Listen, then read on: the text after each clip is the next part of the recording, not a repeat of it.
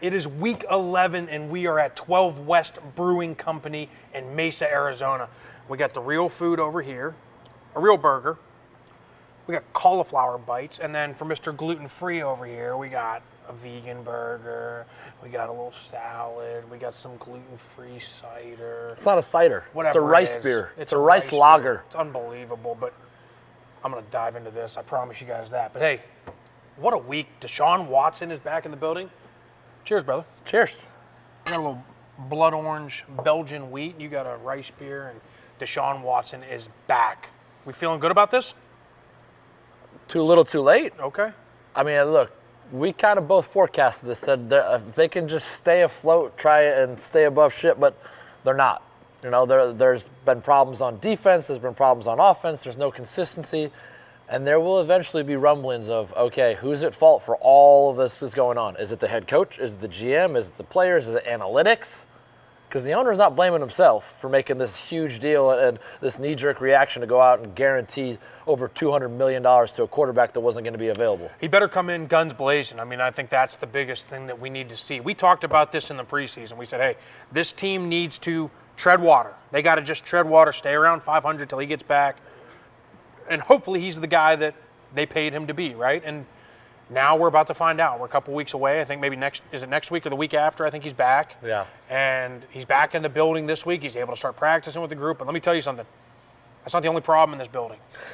That defense against Miami was a problem, and they have been a problem. I mean, the run defense, who on paper, there's a lot of things we're seeing this year. A lot of teams who on paper we thought were going to be awesome. We thought Chandler Jones was going to have a monster year, and he's got a half a sack. Pair him with Max Crosby. Boom, they're both going to eat, right? No, and it's not looking that way. We thought this run defense, Clowney, Garrett, the guys in the middle, we thought they were going to be good. And Jeff Wilson was out there running like he was in Madden. That's your guy, though. I love him. Him and Mostert, I mean, they are a dynamic duo. But yeah, I mean, what an interesting kind of time to see Deshaun Watson, who hasn't played in 2 years. Will he be the guy they thought he was going to be? What's your thoughts? Well, look, the offense isn't going to change drastically because they are who they are, right? They put so much money up front, and Nick Chubb is as good as it gets in this league, in my opinion. When you're running the football, you have Kareem Hunt. This is built around that. Amari Cooper is a fringe one wide receiver right now. He's not a guy that you're going to sit there and say, hey, we need to target him 10 times a game, because they're not. That's not the framework of this offense. You can get other guys production like Donovan Peoples-Jones. You can be able to get production through the tight end, but they're not there right now. And this is a team that's going to have a lot of questions down the stretch here of saying, okay, we gave Deshaun Watson all this money.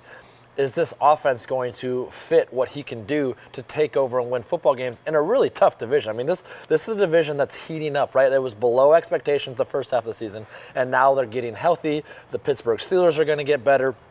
They've settled into who they want to be with Kenny Pickett. You see the Cincinnati's over their Super Bowl hangover. And then you have the Baltimore Ravens, who are just slowly and methodically going about doing their business and leading this division. Love what the Ravens are doing. Love what Cincinnati is becoming. Pittsburgh, I still think is kind of the bottom right now. But T.J. Watt's back, so everything changes. Everything changes. We will see with that moving forward. Another hot topic this week. Jeff Saturday gets his first win as a head coach. He's won it. I'd retire. I'd call it quits. Just get the fuck out. I did it. See you, boys. It's been fun. I proved I can do this. I'm out. But no, I mean, he's gonna do a fantastic job at just getting the vote of confidence from the boys, right? He's saying all the right things. His initial press conference was incredible. Getting blasted by the suits in the media, right? Getting blasted by former coaches who still believe in the old adage of, you know, we got to really put our time in. Got to earn your keep. Got to teach this guy how to work the computer. Got to teach this guy all the inner draw workings. Cards. This guy's got to fix the coffee machine. Go get me a fucking cup of coffee. All that stuff, right? He walked in. He goes 1-0. Now, will he continue? Who knows? He's got another tough test this week against Philadelphia Eagles, the not undefeated Philadelphia Eagles. What's your thoughts? Did you like the move? Do you like what Jeff did? Do you see more of this in the future? Look, here's my stance on all of it. It came out of left field, but does it make sense? Yes, because the owner, who is one of 32, gets to decide whatever he wants to do for his own franchise, right? When you sign up to play in this league, you are at the expense of whatever that owner wants to do on that team. And is he eccentric? Does he do all these things? Yes. But there is a method to what he does, right? We've both been in that building. How he leads as a man within that organization, how that family is portrayed in that city, it's impressive. People buy into what he's believing. Now, on the outside looking in, and everybody wants to poke and say, look, he's not going out and drinking beers with Jeff Saturday like Joe Thomas tried to say. He is there. Jeff Saturday was brought in to do a job. And I was somewhat skeptical of, okay, what is this going to look like? But when you fire your head coach, all bets are off, right? You're looking to do anything. And yes, Steve Wilkes is getting a resume builder. I wouldn't hire Steve Wilkes to watch my kids, let alone run an organization. We already failed at that. I've already been in a bill with him when guys quit on him. Being a head coach is about getting men to buy into what you're trying to get them to do. It's about a player-driven organization within the structure of that locker room. And when Jeff Saturday got up there and spoke, I was like, that is a man that I would follow. That is a man that has been there. He's done that. He understands that. And does he have the experience of doing whatever all these other coaches want to call him out for? No. But that's a breath of fresh air, right? This is a copycat league. And there was one time when Chip Kelly got in here, everybody's like, sports science? What's sports science? Now there's departments in every NFL team. Analytics? What's analytics? Like, why does this matter? This is a baseball thing. I still hate analytics. I still think it's worthless, but everybody's looking at it now because it's a way to depict what you want to do.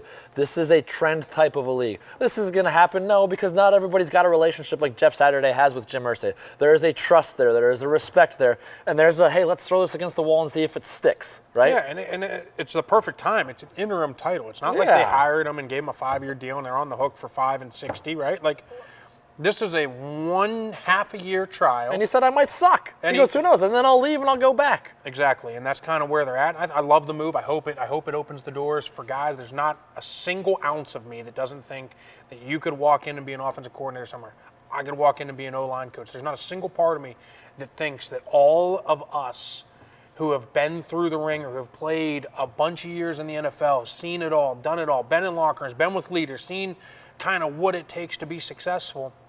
There isn't a single part of me that doesn't think that any of us can walk in and lead a room. Yeah, well, and so it takes a special person to be able to do it, though, right? It's not a catch-all. It's not, hey, you're a former player. Come on in our building. You can be the head coach. You can be this. No, there's a reason why he was there, right?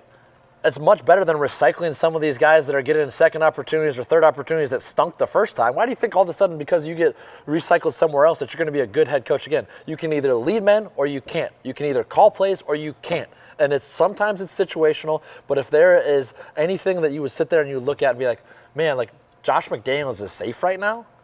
If I'm the Las Vegas Raiders, I'm sitting there and I'm saying, he's not safe. Unless they've just said, okay, you know what, behind closed doors they're saying, just hold on. We know you don't like Derek Carr. We're going to restructure his contract. It's a 1-year deal, and he's going to be out the door, and then you're going to get a chance to do that. It didn't work in Denver the first time when he went and handpicked Tim Tebow. Yeah, I mean, that was probably the wrong move, picking Tebow, right? Like that was a failed experiment. But I agree with you 100%. And we saw LaShawn McCoy, Shady McCoy, former teammate of mine who I love, former teammate of yours, who I think you love. Like, the guy's awesome in the locker room. The guys love him. They gravitate towards him. Comes out yesterday, or earlier in the week, and says, Bill Belichick may not be the greatest. All these guys who are great with Tom Brady go elsewhere and they don't win. Like, he had a lot of valid arguments. Now, I also think that Bill's a phenomenal game planner on defense, a phenomenal coach. And so to sit there and say that, he's also been able to evolve with the times, which not a lot of people have. He's changed schemes and systems and rosters and personnel and all these things and kind of grown with the time of the game as it cycled through 2 or 3 different cycles, really, since he took over in New England. And so I don't necessarily think I 100% agree with Shady, but he had some valid arguments, did he not? Did, right. But here's the thing. When you know you play against the New England Patriots, they're not going to beat themselves. There is 10 to 12 teams year in and year out, you can say they're going to go lose games. They're not going to win games, right? And there's a vast difference between those two. Bill Belichick teams are going to be well coached. They're going to be well prepared because there's a systematic process that they take to be in there.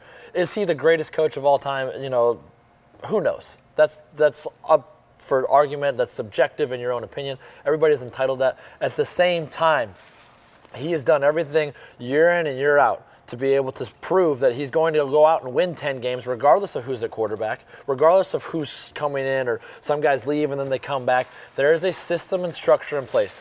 He's just better than most, and so he wins those close games because it's a team that doesn't beat themselves. All right, let's move on to Aubrey Pleasant. Interesting move.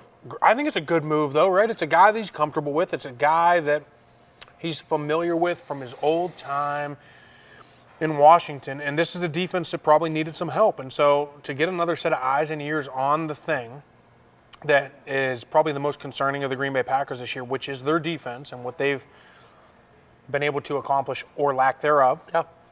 And so you get a guy that you're comfortable with to kind of come in and be an extra set of eyes and ears and just another thing in the building that you can bounce ideas off of, right?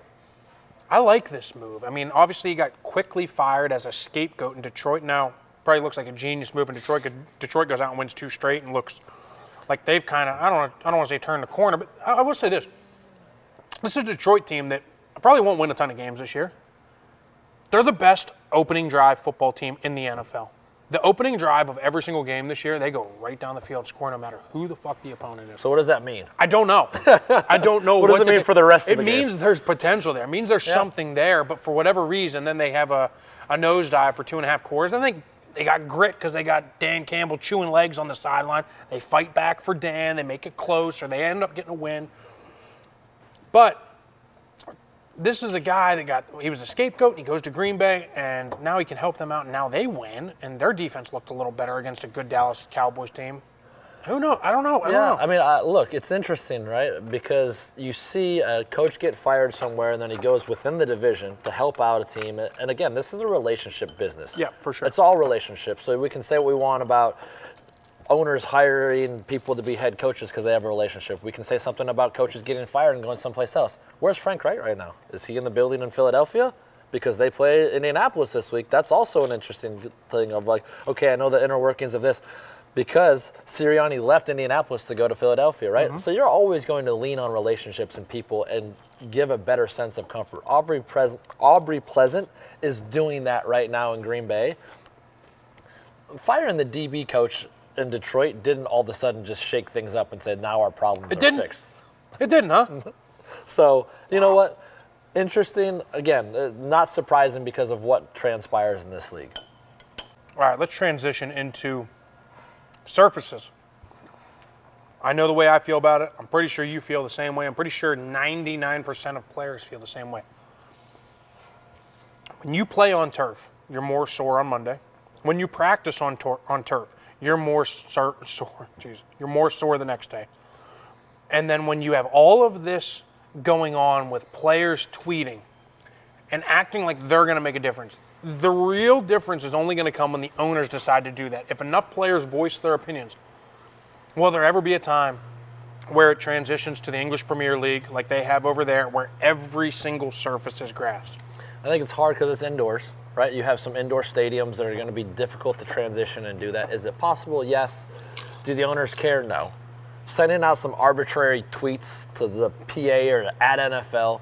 We have a players association in place for a reason, and if you make enough noise, if you are assertive enough to say this has to change, then it might, but it's got to be a big push. It can't be one of these things that just, trying to tweet it out so everybody's aware of it. The injuries and the data are there from 2012 to 2018 that, yes, it says that these are more harmful for players, and that is a real thing, right? And you look at it, even our time when we were here in Arizona, right? We practice on beautiful grass, but then they built the indoor facility for the first part of the season when it's extremely hot outside, and you can't practice outside then, right? So you try to find the balance because that soft, spongy turf, it is hard on your knees. Guys don't like that, but they also don't necessarily want to be outside in the heat. So every team kind of is presented with their own challenges. To say that you can just wash the slate clean and say we're going to put grass everywhere, it would take time, but if there is enough momentum to build, it's something that you needed to look at really, because this is how we make our living, is our ability to be on the field. And the availability of players is the most important thing. Yeah, and you're seeing, I mean, hell, you saw a guy tear his ACL this year, and I think I saw this morning that he's suing the team, a company. He's suing ESPN. Everyone. Which is great because you got all these cameras on the sidelines. You got all these different things, right? And so I think surfaces do need, this needs to be talked about more, which I think a lot of people are now starting to really bring awareness to it. But will it make enough noise for the owners to make a decision? Probably not. because then that involves them having to build a new stadium, having to come out of pocket and spend a ton of money, having to get taxpayer money, all those different things. There's so many different things on the logistics side that I don't really think can necessarily be implemented very fast. And so we're probably barking up the wrong tree. It's probably going nowhere fast, but it does need to be addressed. Period. At least it's not AstroTurf. I mean, Agree. It's better than the old carpet. I grew up playing on AstroTurf, and that was like, you'd stick and you wouldn't go anywhere. Oh, yeah. They talk about how big and fast and strong guys are now. Yeah. Those injuries would be through the roof. 100%. There's no question about it. Last thing before we kind of get into our segments, Odell Beckham, a guy you played with, so I'm very curious on to kind of where you're going to go with this. But suing Nike, I don't know if there's something in his contract that is basic. I think I saw. Nike, I saw. Yeah, I think a lot of people do. They've really done some people dirty over the years. But here we are, and he's saying he's owed some money. And listen, this is a global superstar. This isn't just a national. Sure, yes. This is a global. He was He's the guy. Internationally known, Yeah. and he seems like he does everything right from a PR standpoint in terms of not getting in trouble. He's always available in the media. He's always doing appearances. He's on sidelines of every NFL. He's repping Nike stuff pretty much everywhere he goes. And so they're going to come at him about $2 million because he painted some shoes or some gloves. I love this move because I think far too often, especially in our world, including the contracts we sign for teams, the contracts don't fucking mean anything. The language is always skewed away from the players. So here we are. We got a guy taking advantage of doing this. But let's just hear a little bit about kind of you were his teammate and what he is as a person and kind of where this goes. Well, I think first you look at the contract, right? And he was the face of Nike football when he got to Cleveland, right? And he, because of his time in New York, because of the catch that he had, tremendous teammate. But Nike always put that stipulation in your contract. I know it was for mine. So when I got hurt, I got no money from Nike. They still gave you your merchandise, their off-the-field stuff where you can log into NikeElite.com and you can send it everywhere.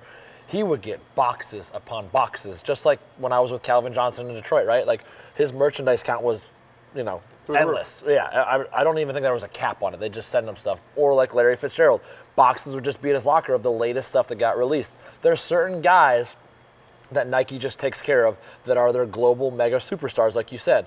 No one ever complains until now because Odell feels like he's being cheated and he is in a position to make a difference. If you and I gripe about the fact that we got screwed out of $10,000 on salary because we got put on IR like I did my last year in Cleveland, I was like, whoa, what happened? Well, you're not active, you're on IR, so you're not going to be on the field for us, so we don't care about you. Get that. We don't have any say in that. Sure. Odell still has more football to play, right? And every locker room he's been in, everybody always raves about him as a teammate. And I can say the same for him. When I was with him, he was dealing with injuries. He tried to battle through those. He still had 1,000 yards that year that we were together. He was doing everything he could. And I still have 2 pairs of Odell shoes in my closet because he gives them to the entire organization. Not just the players. He takes care of everybody, and that's who he is. So, You know what? He is looking for a good opportunity. The Rams are probably off the radar now. As much as he would have loved to go back to the Rams to be able to be a part of that, I would look at Dallas. I would look at Tampa Bay because of who they have. I don't think Green Bay is going to be in the mix to have. I don't want to go there, right? He wants to go somewhere where he can thrive and contend. Yeah, that's the thing. He's got to be able to go do that because, yes, he was a part of it, but he wants to be an even bigger piece moving forward. Like he said, he told the media, I want to go someplace where I'm going to end my career there and be a part of the community. He is ingrained in what they want to be and who they want to be. Maybe he goes back to New York. Him and Saquon are super close. Him and Sterling Shepard. When we played there, right, that is his city.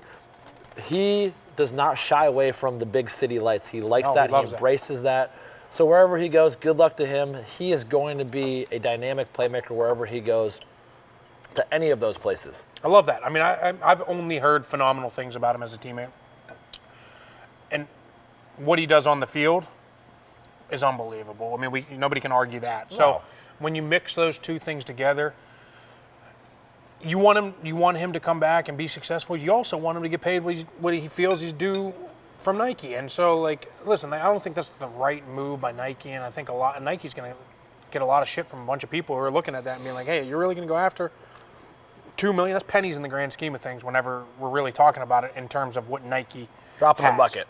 That's it. So go get him, Odell. Go get him. Well, you kind of hit on the Rams because Odell used to play for there. So let's go right into kind of what we saw in Arizona versus LA this past week, and you saw Colt McCoy versus John Wolford. Wolford, Used to be a member of the AAF. Arizona Hotshots. Probably should have stayed there. I mean, that was tough to watch. That was like watching a high school game a little bit for me. They couldn't get anything going. Now, granted, offensive line's not playing very well. They're missing a quarterback. Cooper gets hurt, right? Like they're kind of in shambles a little bit, right? And so defensively, they still got all the pieces, but they're not even playing great defensively with all the people that they got from last year. But I think, and this may be a hot take. I love your hot takes, Me by too. the way. I think that defense, even of the last couple years, may not have been so good or as good as we have thought. But here's the thing. Here's the key to it. Their offense was very good. So they're able to get leads. And when they're able to get leads, now you let the guys that you want to get after the quarterback, i.e. Aaron Donald, rush the passer for the entire second half. He's going to get 2 or 3 sacks, which will change the course of a game. Now, when they're behind and teams got their whole playbook and you can run it and play action and quick screen and quick throws and throw shots and do the whole thing, that defense isn't as good as maybe we thought. And it's the same people. It's the same group. And they may have even gotten better with Bobby Wagner, and they're not playing nearly as good. That's my thoughts on it. But anyways, I don't know what your thoughts are on it, but Yeah, I mean, this is a franchise that's been up and down with Sean McVay, right? Yeah. First they were ascending, they had Jared Goff, they paid him all this money. All of a sudden it's Jared Goff's fault. It's Wade Phillips' fault. It's whoever else's fault. Then you have, you go out and you get Matthew Stafford, and he was phenomenal last year, right? They caught fire and they went and win a championship. Sean McVay talks about retiring. Aaron Donald talks about retiring. You try and keep everything together. It's really hard to be able to sustain that kind of success. And look at that, right? Their identity is trying to run the football. They can't run the football. Right? I looked at it yesterday. There was a stat. I think the leading rusher of any game this season might be 60 yards. Like, that's the most rushing yards they have in a game this year. It's like 63 yards. Yeah. Well, so then going back to the backup plan, right? Yep. Shame on Sean McVay for saying, okay, yes, we have Matthew Stafford, but your backup plan, who your backup quarterback matters so much in this league, because when that starter's out, they have to take on the persona of what the team is going to be. They have to be able to acclimate. All eyes are on that quarterback of looking and saying, okay, what's this guy going to do? Yeah. Right? John Wolford looked completely unsettled in the pocket. His feet were everywhere. Throws were everywhere. He threw interceptions. He did not look comfortable at a home game against a defense that has been very up and down, that was bruised and battered. They didn't have Byron Murphy out there. They had a lot of things. On the flip side, you look at somebody like Colt McCoy, who has been in this league for over a decade. He prepares. He does all the things you need to do as a veteran. So when he steps in that huddle, the 10 other guys in the huddle with him, the other 46 that are active on game day, 45 that are active on game day, are looking at him and saying, we can go win a football game with this guy. And you saw two very different teams take the field, and Colt McCoy was efficient. They threw their first 11 passes to try and tire out Aaron Donald. They had a plan of attack. With John Wolford, 3 catches for -1 yards for Cooper Kupp. Shame on you, Sean McVay, for thinking that that's even okay. I agree. I mean, I think you're 100% right. All the teams I ever played with, whenever we went in with a backup, if you had the right game plan of, hey, let's get the ball out quick, let's get them comfortable early, get some short throws, maybe even take a shot early and let him get in the rhythm. And I remember whenever you played with us in San Fran, I think we took a shot the first play of the game and you completed it. Very first. What does that do for your Everyone confidence? exhales. Everyone right? exhales like it's like, oh, all right, we got this thing, right? And so when you look at that and you see the plan of attack they had with Colt, mix that in with the fact that you know damn well he's going to be fully prepared. He's a complete professional, the ultimate pro.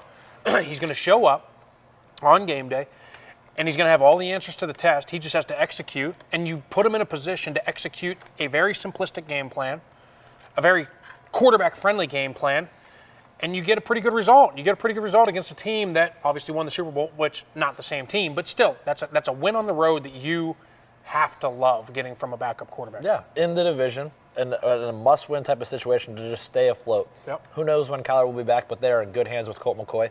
The same cannot be said for the Rams.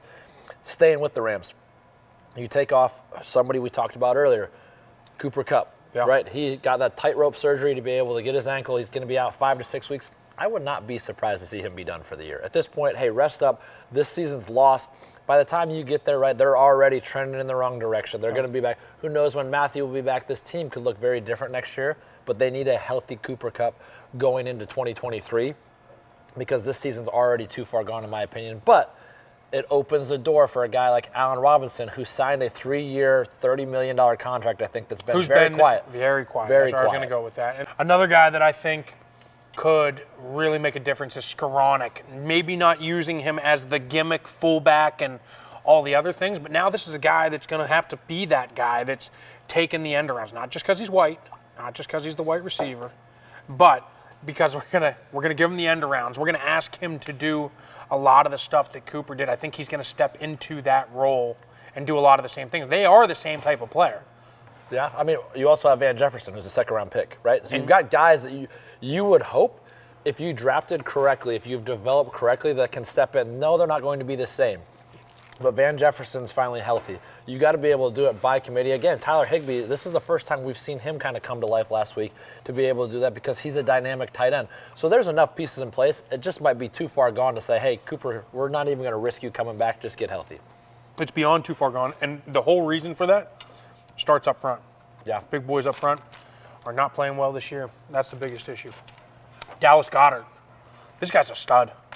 I mean, you talk about a do-it-all tight end. You ship out Zach Ertz because you feel good about what you've got, and he has been available. He's been good. He's been there for 5 years. Tough guy from South Dakota State. Let's go. I mean, this guy's been everything that you could have wanted from him. He's always on the play action. He always gives them everything. He's great in the run game. This is a big loss. Unfortunate injury. I mean, not only does he fumble, they go with an uncalled face mask and then hurts his shoulder. I mean, this could be a big effect on a team that is sitting there scratching their head saying, we just lost to the Commanders when we should have beat them. We're 8-1 now, right? And that doubt might start to creep in a little bit. When you don't have a premier player at a position that is a difference maker, that can have an effect on the team because the two guys that they have coming in for him right now are not of that caliber, obviously. Sure. No, I mean, it's definitely a situation where you have to monitor that moving forward because I think he is a comfort zone. It's unfortunate because Jalen, I think, used Goddard as his kind of safety blanket, a lot like a lot of quarterbacks use with their tight end. Whenever something down the field's covered, it's like, hey, where's the big boy? Where's the big guy? Where's he? Is he kind of in the open zone? And so it's unfortunate. We'll see how much time he misses. We got Jack Stoll and what's the other guy's name? Grant Calcaterra. Grant Calcaterra. There it is. Sixth-round pick from SMU, rookie, and then Jack Stoll is an undrafted guy. So perfect. You're going to try and do it with two guys that are inexperienced. Or do we switch personnel? And now we They go got a all little those bit more. Batmans on the roster. Yeah, we go a little bit more pony. We get, two backs in the backfield, or we go a little bit more 4 wide, whatever it is, right? And so they'll find a way. I mean, they got so much talent over there, and they just got to figure out a way to get back. But is that a blueprint for what they saw? You saw 49 rush attempts for the Commanders? yeah, and I think you're getting a team this week which can give you that same thing. Listen, it's the same thing. It's, hey, let's rely on the run game. Let's rely on a pretty good offensive line, and let's rely on a great defensive line to get after the quarterback, which Payne and Jonathan Allen did a phenomenal job. And now who do you got this week? Grover Stewart and DeForest Buckner, another dynamic duo in the middle. So it'll be interesting to see. Landon Dickerson struggled last week against Jonathan Allen. Not saying that you're getting Jonathan Allen again this week. You're getting a different type of player in Buckner, more of a finesse guy, not down the middle, not down the chest guy, but they're going to have their hands full. There's no question about it. Let's move into some quotes. Yeah, let's get into between the lines. Coaches this week. I think coaches have said a lot. I think coaches have been a hot topic in this league. Monday, Ron Rivera gets a huge win to be able to get them back in the race, to take down the undefeated team. He's got a little bit of a quarterback controversy going on right now. This is what Ron Rivera had to say. You have to look at the momentum. You have to look at what the mood of the team is. Obviously, there's a lot of factors that go into it, John. A lot of things that I'll have to discuss with Scott and Kenny for that matter. I don't think there's any question. I really don't. I don't think there's any question moving forward who you go with. Taylor Heineke has proven that this team plays for him. Carson Wentz, I think there was always a little bit of a question. And maybe it's predisposition or whatever you want to say from what he's done in previous places. And maybe a little bit of that sinks into the locker room, like, he wasn't that great in Indianapolis. We just paid this guy shit ton of money and traded for him. He kind of got traded out of Philadelphia because he went Heineke every time he's in the game. I mean, he almost beats Tom Brady in the first year that we're there in the playoffs. We end up winning the Super Bowl. But Every single time. Again, I don't know it's just such a cliche thing. It factor, right? Nobody knows what it is, but he's got it. I don't know what it is, but he's got it. You know what? It is getting everybody else around you to believe that you can win. It is being able to bring everyone together and say, hey, this guy gives us a chance. And he does. That momentum that Ron talked about, that momentum is so important in this league because when you lose it, it's hard to get it back. But when you find it, like they have with him going 3-1 as a starter, you don't let that go because all of a sudden these guys, their livelihood, these coaches is at stake here. And it's very easy to point and say, well, Carson failed in Philadelphia. He failed in Indianapolis.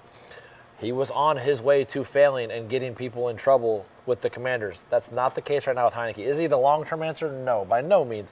He's won some close games. He's done some stuff. He's infused life in that team. He is not a franchise quarterback, but he has established himself as a very good backup in this league. I think it's also important to note they very well could have and should have been 4-0. I mean, they get Minnesota gets a big comeback in the fourth. I mean, that's their only loss with Heineke in the game. Mike McCarthy goes back to Green Bay. Doesn't get the game that he thought he was going to get. He had him there.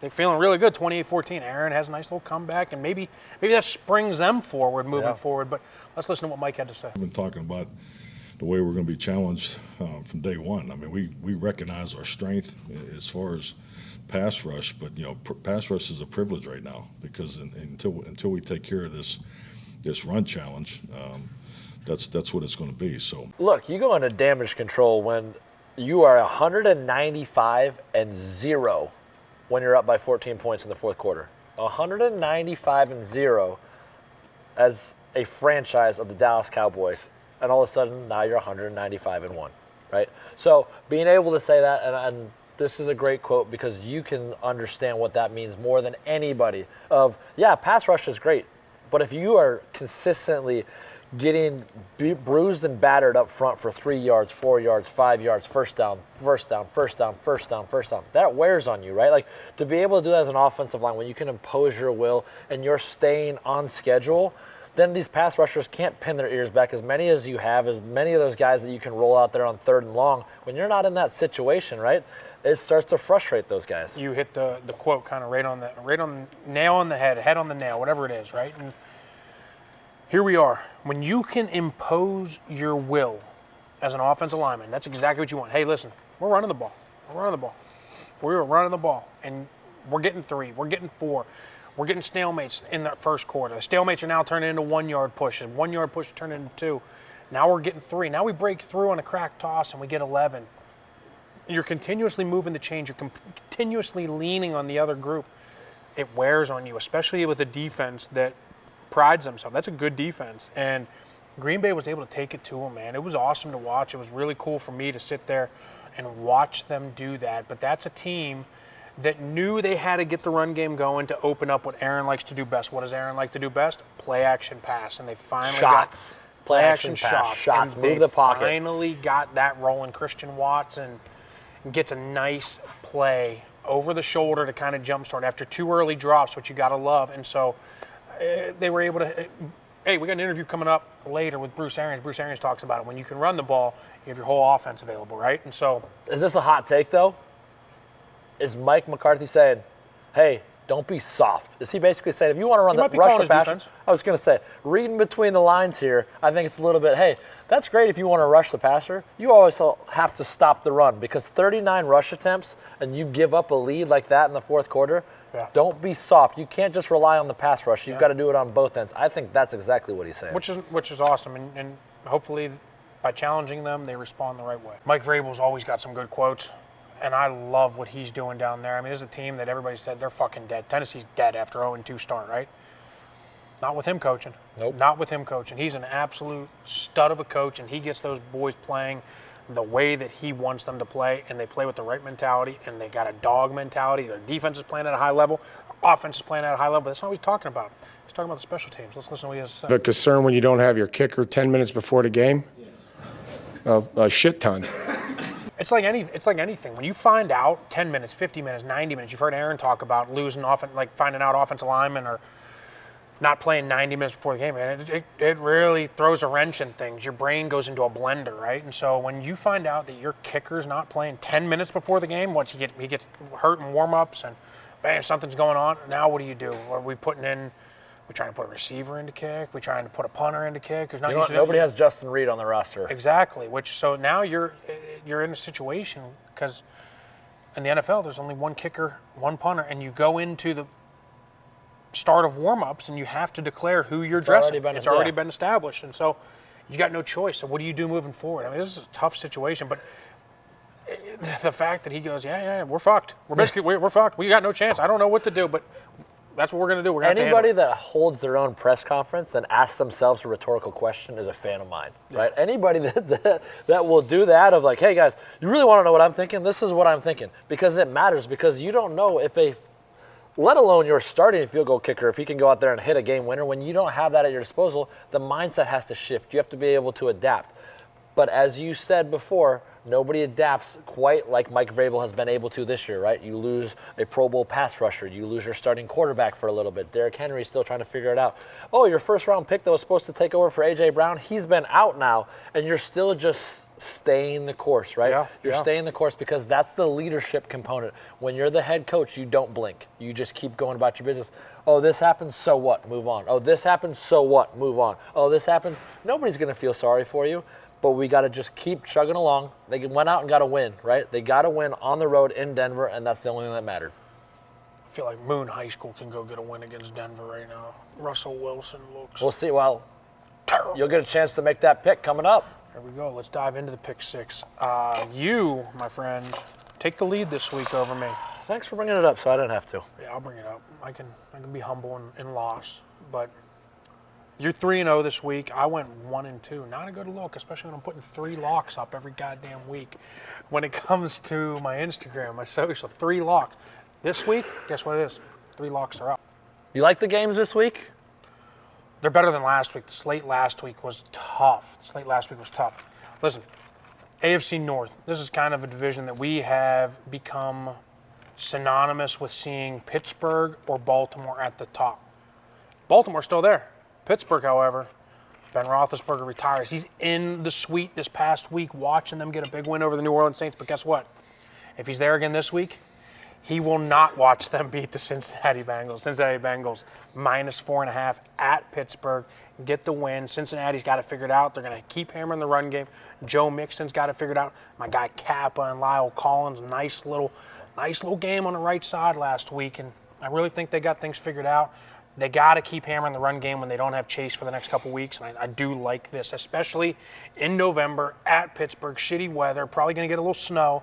Got to be able to hammer the run game. Las Vegas Raiders at Denver. I just spoke about it. Denver. I'd pick Moon High School right now, my alma mater, over fucking Denver right now. I just don't think they're very good. I don't think they look good. I think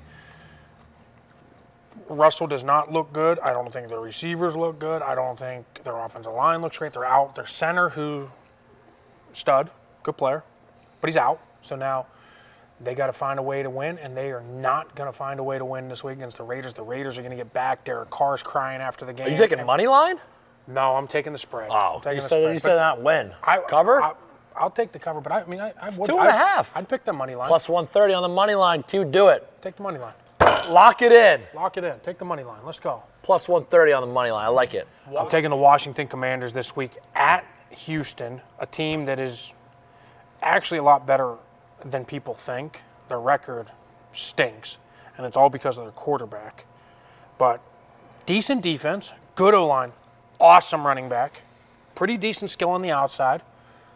Quarterback is why they're losing games. But the other side, They're not making changes, though. no, they're not. They're going to stay with Davis. Lovey said They're going to he's keep staying losing there. to get a top 5 pick or 3 pick or 1 pick or whatever it is. Washington Commanders, led by Taylor Heineke, -3.5 at Houston, will continue the Heineke train. They will continue to win. I like that pick. That's 3 locks this week. I mean, Houston's probably the best 1-7-1 team there's ever been, though. Yeah, I mean, the running back is awesome. I mean, I'm just going to say that just because of the running back alone. All right, time for my picks. I also like Vegas. I was leaning towards them, but I like you taking that one. Okay. I'm going to piggyback off of one that I did a couple weeks ago, and I'm going to take the New England Patriots. They're -3 at home against the New York Jets. The New York Jets are playing phenomenal, but Bill Belichick has his way with young quarterbacks, confusing them, stripping them of confidence. It was a bloodbath the last time they played in New York. Now they're at home.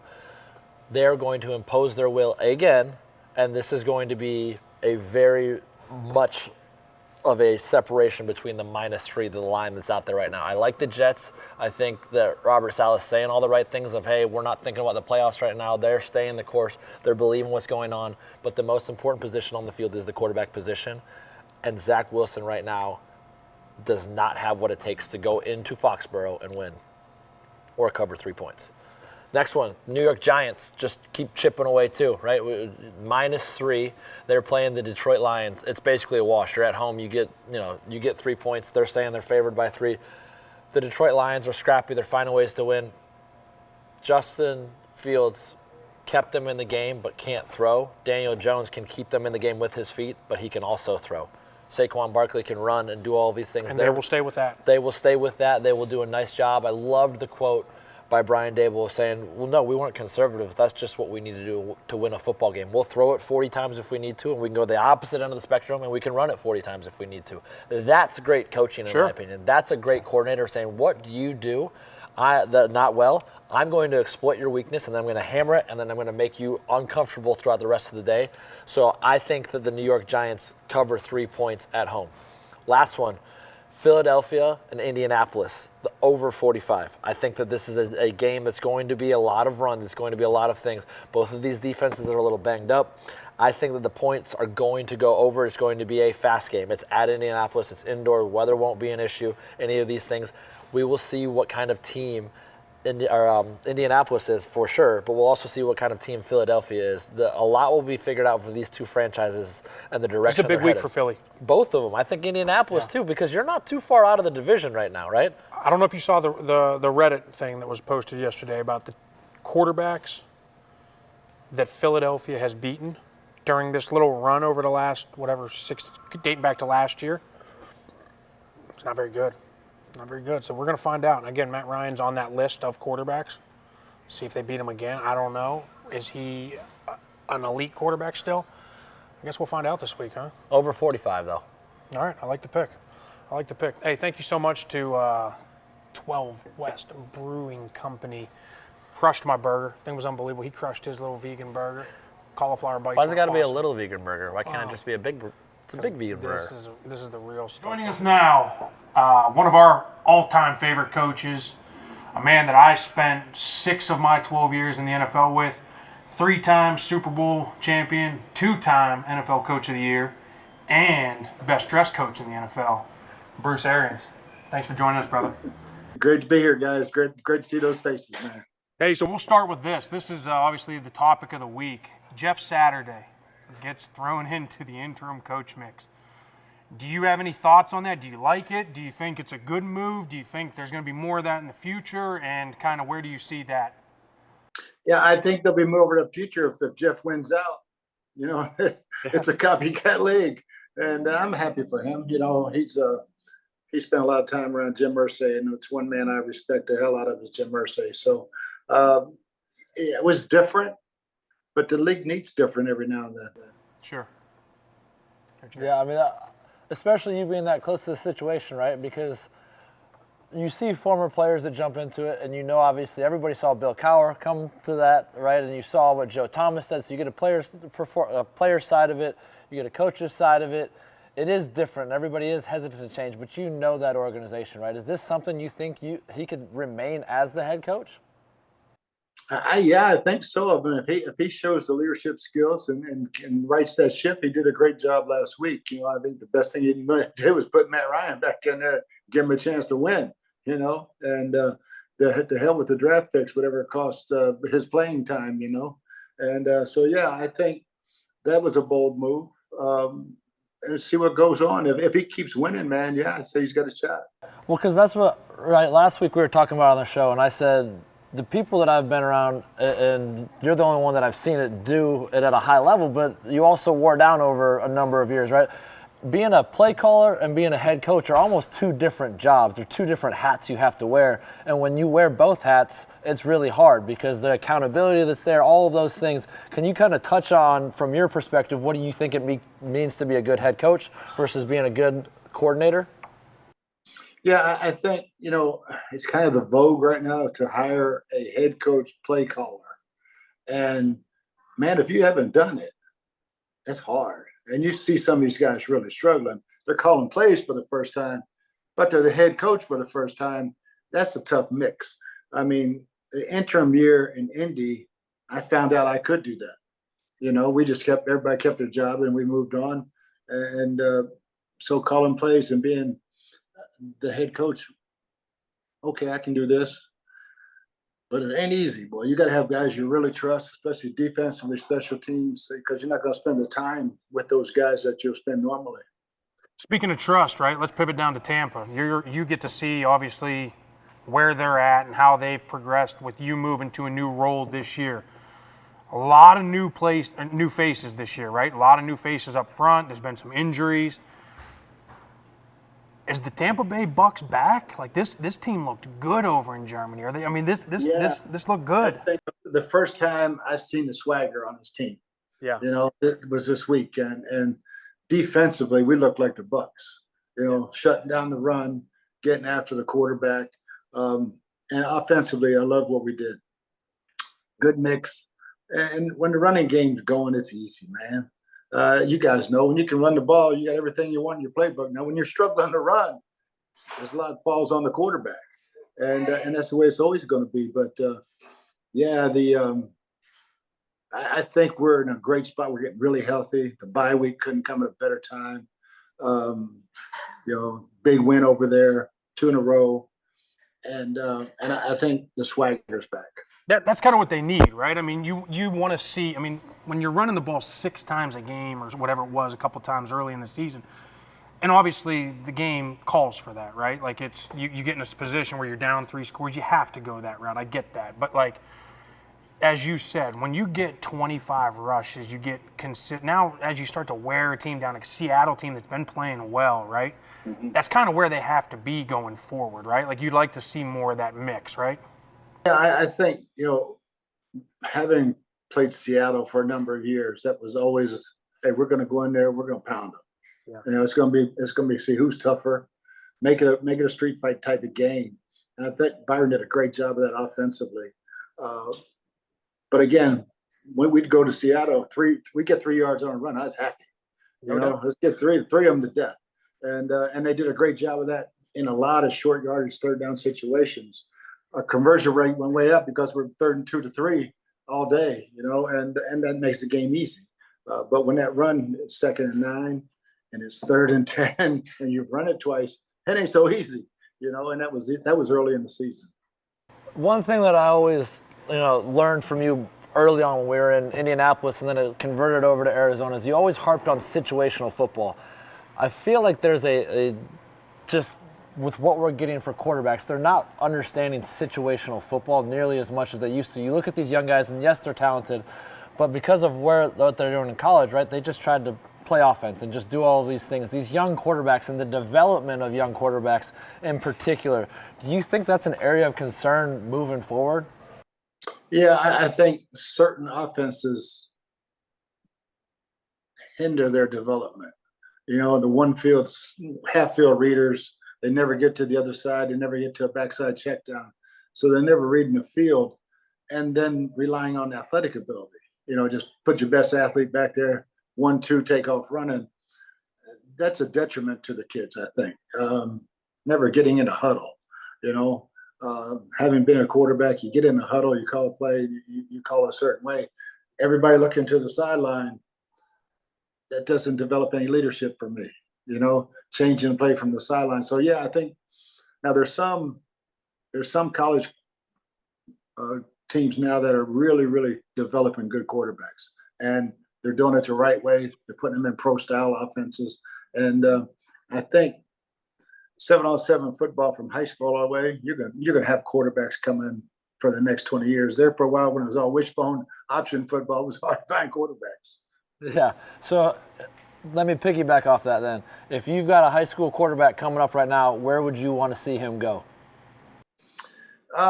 There's a number of places. I think Bill O'Brien at Alabama does a hell of a job. He's been an NFL coach. Steve Sarkisian does a hell of a job. I like what they're doing at Georgia. They're out there, and I think when you're a mother or father of a high school quarterback, you got to really picky. You got to be really picky. Probably the same thing with offensive linemen too, right? Like at the end of the day, right? Like, I no doubt. Yeah. I mean, you look at Michigan; they're going to run the ball. Yeah. Ohio State's going to run the ball. Alabama's going to run the ball. LSU, the same thing. I mean, you look at the traditional. Hey, let's cinch it up and go. Yeah. You're going to get developed in all three phases. It kind of works hand in hand. That's a great point, and I think you're gonna see more and more of that. The teams going to the Michigans, and you're gonna see more of those guys. Obviously, you see it every year with the Notre Dame guys being able to kind of transition better of recent. Yeah, but you've been in the huddle in springtime, and the guy's never been in a 3-point stance. Coming in from college, he's never been. You got to teach him how to get in a 3-point stance. Some of them are ugly. Nothing pisses me off more than when I see a center come in, he's holding the tip of the ball to snap it shotgun. Nothing pisses me off more. So, yeah. Well, listen, coaching's been synonymous with you, and that's kind of what you've done. You have taken a step upstairs. Do you like what you're doing? Do you like the role you're in right now? Yeah, I love it, man. I get my fix every day. I get to go to practice. If I want to cuss anybody out, I can. Usually Gabbert, and Brady hears same old trick, Drew. Oh, yeah. But it's fun. Then I can go watch film with the guys if I want to, and then go play golf. I mean, I've never played golf in the fall. It's kind of cool. How is your golf game? Getting a little bit better. I'm back down in single digits. There we go. That Achilles set me way back last year. I mean, I remember, man. That was tough. That was tough watching. Yeah. You beaten Clyde yet?